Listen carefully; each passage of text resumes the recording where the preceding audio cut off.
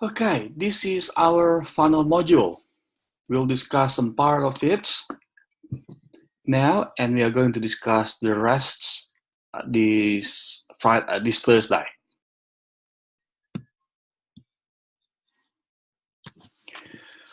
Right, so this topic actually includes the final, the last variable of marketing mix, which is basically the promotional mix or the last P.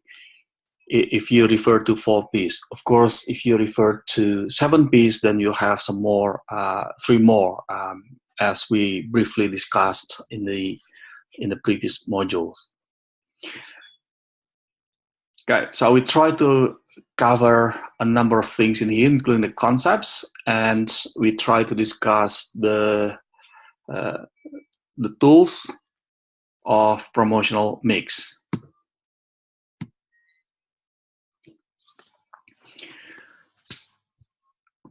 Okay, so when it comes to promotional mix, we actually discuss about communication, because from marketing perspective, promotion, the essence of promotion is communication. In other words, when we talk about promotion, it actually comes from the word promovier, which is actually about moving something. In the context of marketing, moving something in here involves the other parties. Okay, so when we move something to the party, that means we need to convince the other party. Therefore, we need the communication element in here. Okay, now let's look at the word communication. The word communication actually comes from the Latin word, another Latin word, communis, which is basically to create commonness. Okay, so in other words, the essence of communication is to create commonness. So when two parties communicate, okay, they try to create the commonness between the two. Okay, let's say if we have A and B involved in communication, where A or B sending the message, and the other party responds or gives feedback. Okay, the more they do this, the more commonness that they create, the larger the area of the larger the overlapping area. Okay, so in other words, the essence of promotion is communication. Okay, so that gives us the communication flavor of the promotion. Now, in the context of marketing, that word becomes a marketing communication, of course. And this slide shows a brief model about communication process, or marketing communication process, where we have the source, in this instance the communicator. That could be this could be the brand manager, or the the salesperson or brand ambassador. Okay? The source, or the person or the party who sends the message, has communication objectives. Now, communication objectives revolve around awareness, image, and behavior. In other words, marketers need to think about awareness, image, and behavior as their objectives. Okay, so awareness is actually, as we discussed some time ago, the degree of knowledge that our customers have about our brand. Image is the word that the customers associate our brand to. Okay, and the last one is behavior. Okay, behavior is actually, in this instance, includes, in terms of influencing behavior, this includes two things. The first one is the what you call as the actual behavior.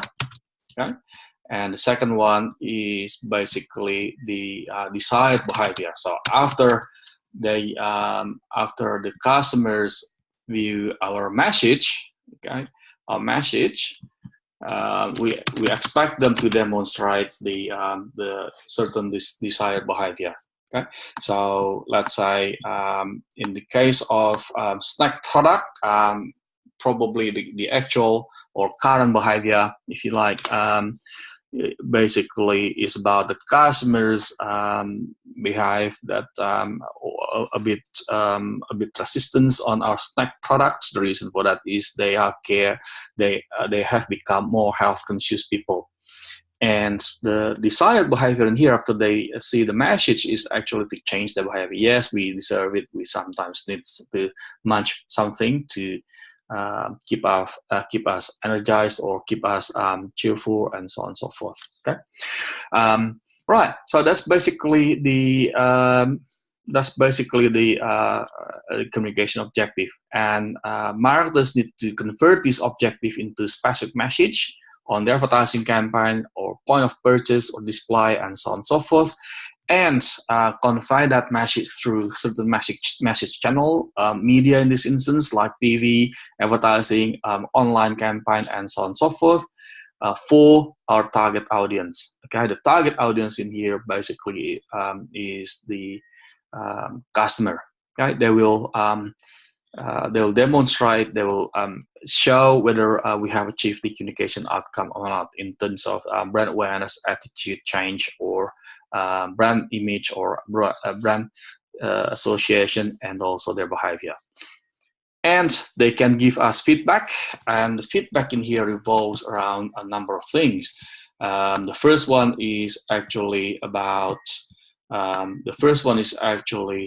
about their knowledge at cognitive level, and the second one is at affective level, whether they like it or not, and the next one is at behavior level, whether they want to buy it or not. Okay, so at cognitive level, they actually talk about, yeah, I know it. And at affective level, they may say, no, yeah, I know it, but I don't like it. Okay, and then at behavior level, they may say, yeah, I know it, I like it, but I don't want to buy it. Okay, so what we expect is to get tick. It is positive for them. It is also positive in terms of liking, in terms of effective, and that leads us to positive elements as well. Okay. Right, so that's basically the communication process in a nutshell. The other thing I'd like to highlight is the noise that may happen to any stage in here, at the objective or message or feedback or source. So that is basically the interruption to the communication process that stops the marketers to achieve their objectives. Okay. Now, the promotion mix, or the marketing communication mix, consists of 5 tools: advertising, sales promotion, personal selling, public relations, direct marketing. Okay, and you can look at here some brief description of each of them, about each of promotional mix. And we also are aware that every single tool that we use in our promotional strategy or marketing communication strategy should be integrated. Okay, what it means is basically they should deliver consistent, clear, and compelling messages. Therefore, we call them as integrated marketing communication. All right, now just in terms of the integrated marketing communications, so now by this time we have discussed how the word promotion evolves to marketing communication, and and now we understand they have to be integrated because you want to convey compelling and consistent and clear messages. Therefore, it has gained the integrated flavor in it. Okay.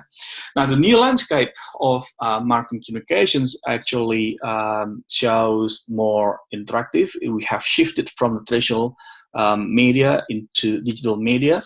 That has actually empowered our customers. Okay, so previously, our customers, as a marketer, we, in quote unquote, we are the owner of the media that we use. When we place an ad on TV, for instance, we are actually the owner for that spot. Okay, or if we place an ad on Sydney Morning Herald quarter page, for instance, we are the owner of that space during a specific time. Now, With the digital media, we actually have empowered the customers. They are also the owners of the media. In other words, the communication has become more and more interactive. They can communicate back to us, and they can also talk to the customers, right, as a result. Okay, so that's the reason why we say that we have the digital media actually have empowered the customers. Okay, just briefly about each tool. Advertising characteristics. The main characteristics of advertising is basically it can reach masses of geographically dispersed buyers. That's the reason why the cost per exposure is quite low. And the other key feature about advertising is repetition. So we need to repeat it. We need to repeat the advertising campaign. And personal selling, if you compare advertising to personal selling, you'll find that advertising is actually about using mass media. Therefore, we depersonalize the message, and the personal selling actually works at different level. Personal selling actually works at a personal level. So we have the opportunity to build the personal interaction with the customers. Okay, and we will get the spontaneous response, although we may have a no thank you response from our customers. And the next one is sales promotion, which is basically about giving short-term incentive for a short-term sales results.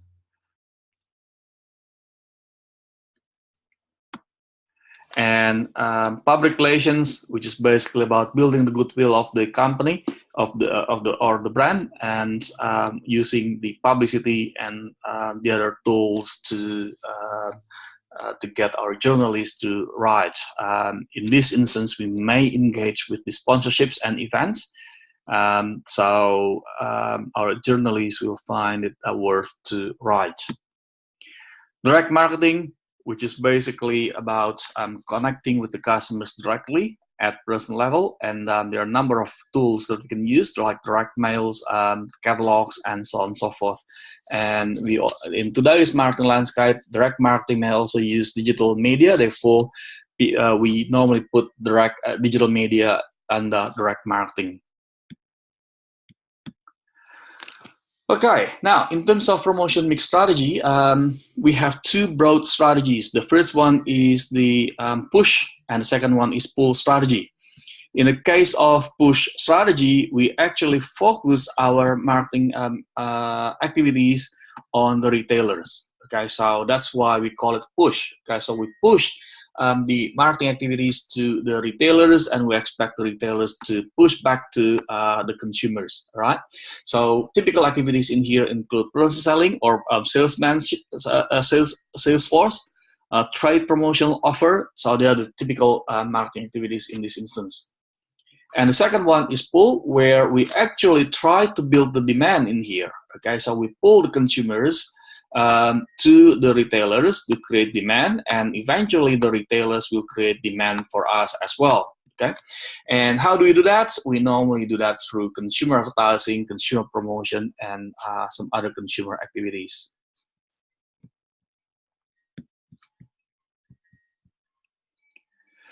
Right, so this is basically showing us briefly about advertising framework. Starting from the objectives, we discuss about the budget, and then we decide the message and also the media. So the other two pieces of strategic decisions on advertising campaign. And of course, like any other business activities, we need to evaluate the advertising campaign. Okay. Right. This one here is briefly about investing and reducing advertising expenditure. There are reasons for those who support running advertising campaign, and there are reasons for those who reduce the advertising campaign. Okay, and briefly about the advertising objectives, which is basically about to inform, to persuade, and to remind the customers. Okay. Okay, now in terms of setting the advertising budget, briefly, it's about there are 4 methods. The first one is affordable method, which is basically about how much money that I can afford.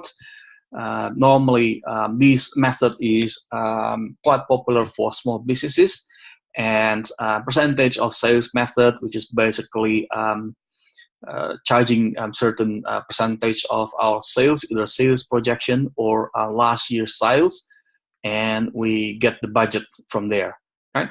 And competitive parity method, which is basically matching our competitors, and the last one is probably considered as the ideal one, objective and task method. Why it is considered as the ideal one? Because marketers consider advertising budget as part of the strategic decision. So when they outline their marketing objectives, they also outline the tasks that they need to complete to deliver the objectives. Right, so I'm going to skip that, and if you can go through it on the learning resources, that will be highly recommended. And the next one is public relations. Public relations, again, basically is about building the goodwill of the organizations, and there are a number of functions that our public relations team may perform, including the publicity, press relations, or press agency, public affairs, and so on and so forth. Okay. Personal selling is basically about the personal presentation by the business's sales force. So for the purpose of making sales and building customer relationship, so we can build the relationship at personal level with the personal selling team.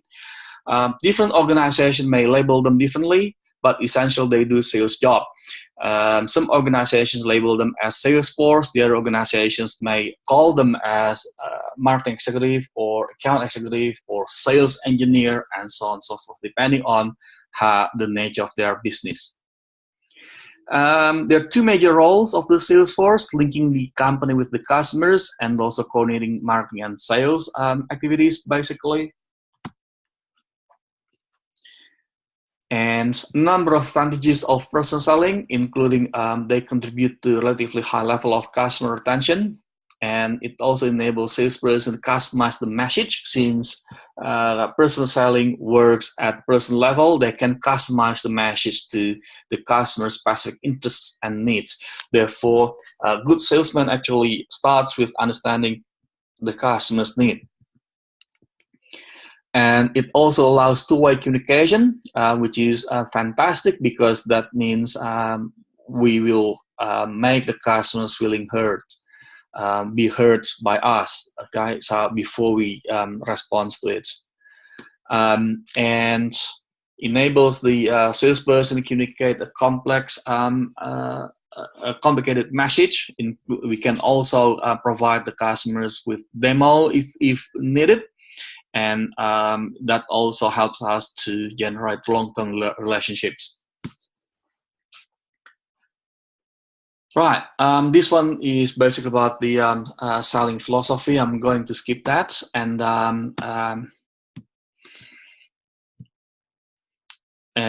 the other thing that I'd like to highlight briefly is the personal selling actually helps us in the promotional mix, because they can help us conveying the message of the complicated message. It also improves the involvement with the customers, and normally small customer base and widely dispersed are quite good in terms of using personal selling. All right, so how do companies really decide in terms of focusing their dollars for the communication effort? Are they going to use mass media through advertising campaign, or personal selling that is actually at personal level? Well, comparing these 2 tools of promotional mix, we actually have a range of reasons why companies may focus on personal selling, or the other companies may focus on advertising rather than personal selling. So if we have a large number of customers, right, like millions of customers, it's hard for us to reach them through personal selling. Our personal selling team will work at the resellers level, like retailers and wholesalers. So the communication task in here falls under the advertising campaign. And if number of customers are quite small, like the business-to-business companies, we would normally focus on personal selling team. Okay? And another characteristics, another dimension that we can use to differentiate the personal selling and advertising also includes the buyer's information needs and also size and importance of the purchase, the post-purchase service, whether they need it or not, and so on and so forth. Okay, the next one is the sales promotion. Sales promotion is actually a short-term incentive to generate short-term sales increase. So we give the incentive for the customers or relevant parties, so we can get we can increase our sales. Okay. There are a number of reasons why there is an increase in using sales promotion. Okay, changing economic conditions change the consumers' spending pattern. The growing power of retailers. If you look at fast-moving consumer goods, for instance, the retailers in some markets like Australia are basically getting stronger. And declining brand equity is another one where customers view customers basically view brands something that they can switch easily. Okay? Brand proliferation, fragmentation of consumer market, and there is also a push from the management team where we also need to look at short-term result as well. Okay, so if you recall our discussion about the advertising campaign, the advertising campaign actually helps us building the awareness, image, and behavior. And if we go back again, step back, why we do advertising? Well, the reason for that is eventually we want to achieve our sales dollar. Okay, now the issue is advertising actually create what we call as pre-sale condition. Okay, pre-sale condition. Okay, what do we mean by pre-sale condition? Well, pre-sale condition includes the ones that we just discussed before: awareness, image, and the other one is behavior. Okay, now that does not mean we create sales automatically. Okay, so you can ask yourself, after you watch an advertising campaign, either on TV or you heard it on radio or cinema, or you're exposed on newspaper, for instance, the question is, would you buy the products right away? Probably not, okay, because you may not need the product at the moment, or you may have some other priorities, or you may be thinking conservatively in terms of spending your money, given the situation, for instance. So there are a number of reasons why advertising will not trigger sales automatically. Okay, not always trigger sales as results. Okay, but we expect them to create the pre-sale condition. Okay, so when the time is correct, when the customers say yes, now I need it, I'm happy to make decision to purchase the product, that's when we expect the customers to retrieve their recollection from the awareness, image, and then their readiness to behave. So that's when we create sales through advertising campaign. Okay, right. So if that is the case, then there is the journey from advertising to campaign to sales is probably a bit longer than we thought before. Okay, for some businesses. Okay. And unfortunately, as a marketer, we need to also contribute to the achievements of the company's objectives. Okay. Therefore, it is also the task of the marketer to make sure that we deliver the objectives. Okay, as a result, we also need to consider the short-term results, and therefore we can use sales promotional activities to help us achieving the goal. Okay, right. So that's basically the reason why there is an increase in sales in using sales promotion. Okay? There are some concerns though in terms of using sales promotion. Those concerns basically focus that basically outline reasons that sales promotional activities may have impact on brand equity. Right? We may educate the consumers not to purchase until it is on special, for instance. Okay. Right. This is basically a list why we can use how we can use sales promotion. If we use it creatively, it helps us building the brand awareness and trial. It also helps us to introduce our brand, so we can switch the customers from using our competitor's brand to our brand. And we also have the opportunity to create the loyalty and induce the impulse purchase and so on and so forth. Okay, there are several ways to group sales promotional activities. This one here is actually franchise building and non-franchise building. The franchise building is actually sales promotional activities that are linked to the brand, okay, to create brand loyalty, for instance, such as Woolworths Everyday Rewards card or Kohl's Flybuys card to help creating the brand loyalty. And the other one is non-franchise building, which is basically purely to create short-term brand value. Special price is the key feature in here, so to create the short-term sales increase. And from the consumer perspective, as mentioned before, sales promotion is the use of sales promotion is increasing recently. And from consumer perspective, consumers find it saving money and reduce search and decision costs, right? That helps them justify to purchase a certain brand. Improve product quality because those who normally buy the second-tier brand, which is cheaper, when the top-tier brand is on special, they can elevate their purchase to the next brand. And non-functional benefit, they feel wiser. They feel they are the wise shopper basically, and it is also exciting. Therefore, it also has the entertainment value. Okay, so another way to classify sales promotion is the receivers of the sales promotion activities.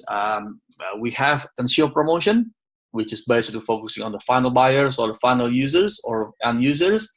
Trade promotion that focus on retailers and wholesalers. Business customers promotion, which is basically we can run business promotions.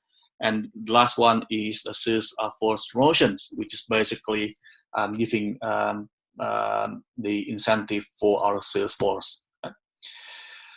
Okay, so yes, it is in a growing trend in terms of using sales promotion activities, and there are another way to look at why it is growing. Okay, shifts in manufacturers versus retailers' balance of power, especially in market like Australia. Increased brand parity and consumer price sensitivity. So consumers may find, we have consumers may see a lot of new products have been launched to the market, but they are basically varieties. Therefore, it has given options for customers, and that is actually positive from the view of the customers being more price sensitive. And we also see that customers have reduced the brand equity, brand loyalty in certain product categories, and fragmented mass market and reduced media effectiveness. Basically, another reason. Therefore, we need to be creative to win the consumers. Emphasis on short-term results, as we discussed before, and the responsive of consumers in purchasing products with sales promotional activities. Okay, balance of power shift, as we discussed before, the FMCG manufacturers traditionally more influential than the channel members, but yes, the balance of power has shifted. Okay? You may recall that the retailers in markets like Australia, for instance, run their own campaign, run their own brand loyalty strategies as well. So they create loyalty with the customers through loyalty cards, for instance. So that helps them to have more commitment from the customers. So customers can be more committed to the stores, basically, instead of the brand. All right, so that's basically the key points, the keywords in the key aspects of the first 4 promotional tools. And this one here shows types of promotional activities that includes the 2 major sales promotional activities: consumer promotion and trade promotion.